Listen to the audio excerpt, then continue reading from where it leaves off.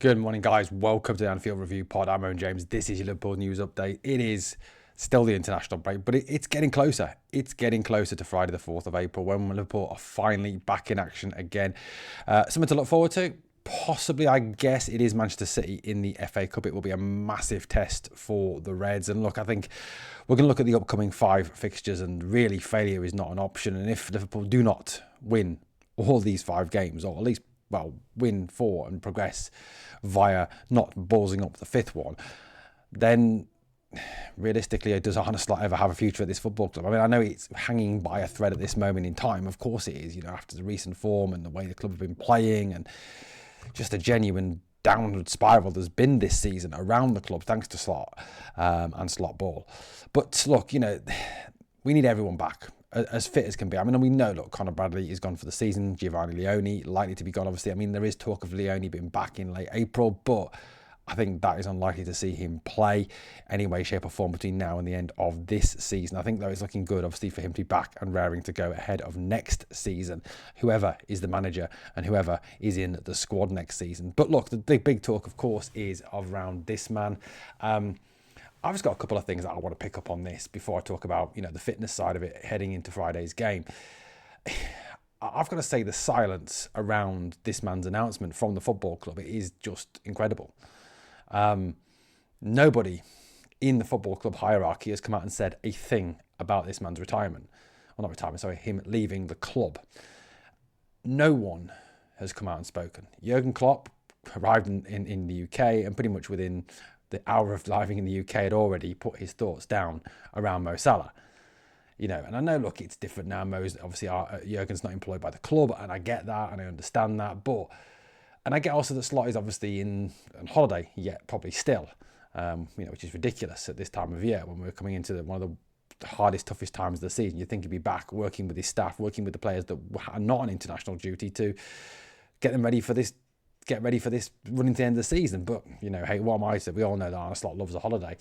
But the silence from Richard Hughes, from Michael Edwards, from John W. Henry, from Arne Slot is just incredible. Absolutely incredible. And it just shows a real lack of class, in my opinion, which doesn't befit a club like Liverpool. Liverpool are a club that for years have been associated with class, with doing things right. That their manager is an ambassador. He is a class act. Shankly, Paisley, Fagan, Dalglish, Klopp. But this man clearly isn't. And it's disgusting, the silence. And look, I'm sure he'll speak in the press conference pre-Manchester City. Of course he will. But for it to take that long for him to come out and speak is just disgraceful. And yet another own goal by Arne Slot, which shows that he's not a man of the people. He's not got any connection with the fan base. He doesn't understand the club. He doesn't get the traditions of this football club. And he needs to go. He does need to go.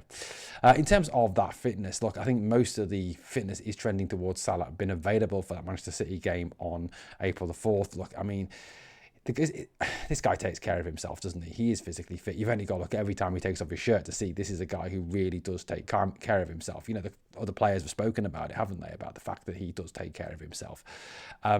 So, he will be back. Now, look, I get the whole problem. People talk about, well, he's not been informed this season. He's not been good this season. He's played poorly this season, etc., etc. But, number one, what other option is there? Realistically, I mean, Ryan Gamera looks better on the left. Gakpo is not a right winger. Chiesa just isn't up to it. Frimpong is a right back. At the end of the day, he is the only option. And you've got to hope that maybe, just maybe, with these last few games that he plays for the club, that he can lift it again and he can produce moments of magic, if not all-round magic all the time, to lift the club on to winning something this season. And you've got to hope that perhaps the players also are inspired by playing him, for one last run of games. This, they know, is the end and they kick on from it, hopefully. So, look, that is positive. He should be back.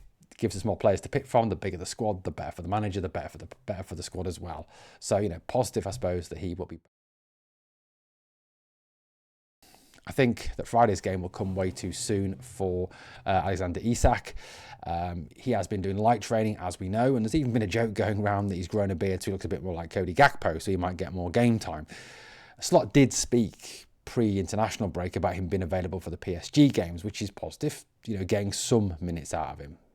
I think the one thing we've all got to do, and I think there's always a kind of nature as fans to get carried away with it. Oh, Isak's back. Wow. It's all going to be great again. He's been banging in goals left, right and centre. He'll fire us to the Champions League and to the FA Cup and this and that and the other. It's going to take a long time for him to get himself match fit. I once heard a pro talk about 6 to 8 weeks to be match fit. Well, that pretty much takes you towards the end of the season.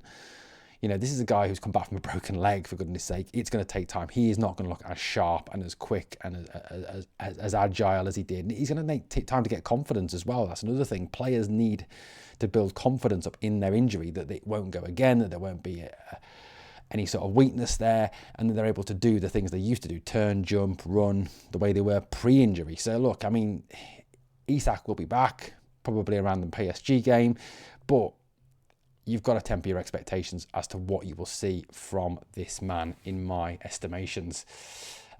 Next one, obviously, is Alisson Becker. Look, when he was announced that he was out, he said he would be out for some time. So look, return date is not known. So I think, you know, the highly likely that Mammalashvili will continue in goal against Manchester City on Friday, which I believe weakens the defence. I think his distribution is fairly poor. He flaps at crosses quite a lot. Yes, he's a very good shot stopper, but there are quite clearly weaknesses there. Alisson is the best in the world still, in my opinion. The guy who is a fantastic shot stopper. However, these constant injuries are a major concern, and extending him into another year is a big, big concern. You know, how much longer can he actually play at the highest level? How much longer are these injuries going to impact him and impact the team? And is Mammalashvili really the answer? And that for me is a concern, that there has to be a discussion over the summer that takes place in Alisson, in that these injuries that keep occurring with this player. I mean, personally, I'd love to have kept Kameen Kelleher. I think he's a massive upgrade on Mammalashvili, but unfortunately he left. It is what it is with that. I'd love to see Kelleher come back to Anfield one day and be the number one, because I think he's a lot better than Mammalashvili. But look, Alisson is highly unlikely, I think, to be back for that. I would love to have him back for the PSG games. We need our best goalkeeper in there, and we saw in last year's game against PSG what a difference having Alisson made. So look, unlikely to be back for Man City, but maybe a bit longer on that. Who knows? It's been very secretive around Alisson, and you've got to kind of ask why and what's going on with him. Friday in the Cup is massive. Lose that and it's over. You know, realistically, you know, you're looking at a very, very good PSG team, and even if you were to get past PSG, it is Bayern Munich or Real Madrid. Madrid possibly more beatable than Bayern Munich. So tough side of the draw, and they are huge. I mean, those 3 games, if we were to lose in the FA Cup and lose and go out of the Champions League, again, the noise, the crescendo of sound that will want him gone will be incredible, and FSG will find it very, very difficult, I think, to kind of quieten that noise and stop that noise. But for me, the stories around the league, we've got Fulham in the Anfield on the 11th of April, and then we go to the Hill Dickinson on the 18th of April after having played PSG, which could be an extra time job, will be a very tough tie, could be an extremely tough tie, will be a tough tie, forget it. I mean, if it isn't over from the first leg, of course. So, look, I mean, the table as it is so close. We're 6 behind Manchester United, probably gone now. You've got to kind of write them off. Villa, 5 clear of us as well. They're coming back into form. 5th, realistically, is kind of where we're aiming for. Chelsea, to me, look very poor. Brentford are decent, but I don't think have the kind of legs to go the distance. For me, Everton are a real worry. They are coming to form. They're winning games. And, you know, who knows, you know, realistically, I mean, I know we've got a better goal difference than them, but they've got Brentford when we've got Fulham. If they beat Brentford and we were to say drop points against Fulham, which is possible, or even lose to Fulham, they could be level on points with us going into that game at the Hill Dickinson. And they're going to be bang up for that and putting us down below them. I mean, if we were to go below Everton, that surely, if Slot had survived losing to PSG, losing to Manchester City, losing to Man City, would be the death knell. Surely it would have to be.